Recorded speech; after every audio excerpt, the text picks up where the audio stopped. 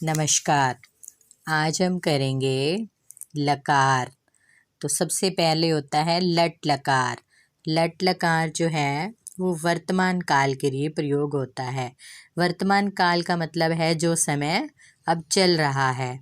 तो आप लोगों को पहले ये बात बताई भी जा चुकी है, दोबारा से बता रही हूँ मैं कि जैसे जो संस्कृत है उसके अंदर वचन जो हैं वो 3 प्रकार के होते हैं, एक वचन, द्विवचन और बहुवचन।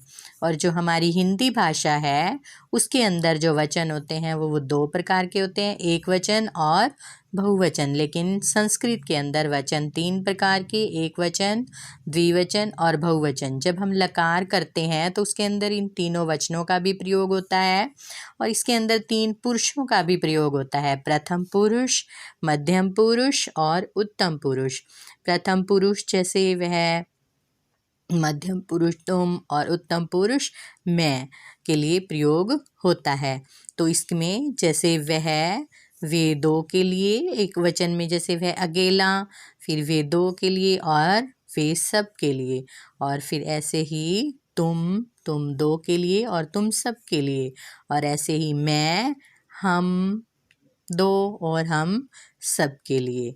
तो इसी तरह से इसके अंदर जो है वो प्रयोग होता है। तो जब हम लट लकार करते हैं तो उसकी क्या पहचान है, उसके अंदर हम जैसे कोई भी धातु है, तो जैसे मान लो हमारे पास धातु है पठ, तो पठ धातु है या फिर गम धातु है या फिर लिख धातु है, तो उसके लकार को हम किस तरह से चलाएंगे। तो लट लकार में जो शब्द जुड़ते हैं वो है ती, तै, अंति, सी, थे, थे, आमी, आवे, आमे। कौन कौन से प्रथम पुरुष में जुड़ता है, ती, तै, अंति, सी, थे, थ, आमी, आवे और आमे, ये जुड़ते हैं।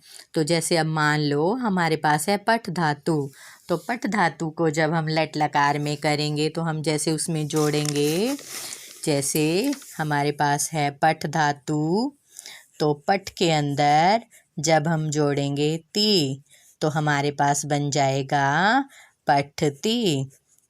और फिर जैसे जोड़ेंगे पठ प्लस त, तो पठती, फिर हमारे पास बन जाएगा पठत। और फिर हम जोड़ेंगे पठ प्लस अंति, तो ये हमारे पास बन जाएगा पठंती।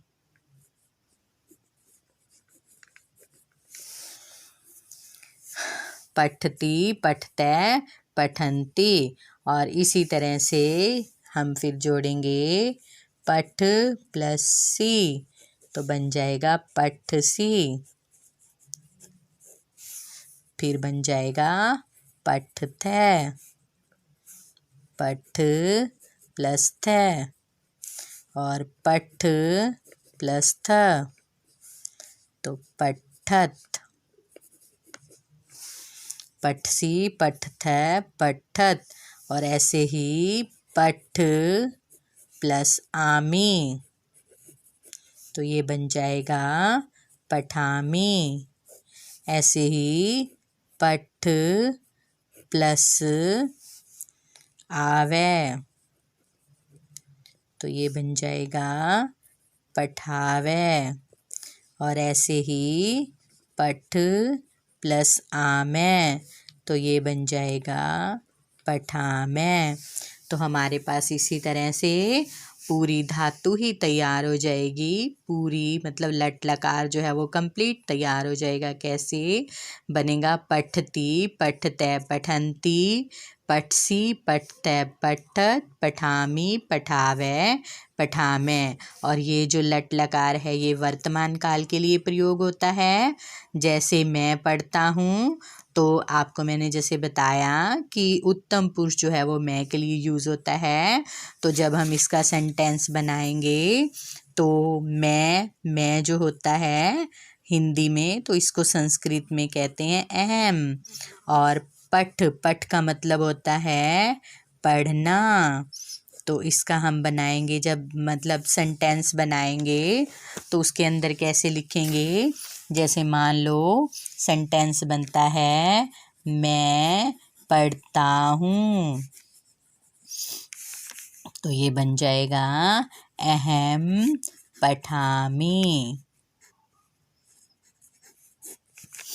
ठीक है, ये बात आपको क्लियर होगी।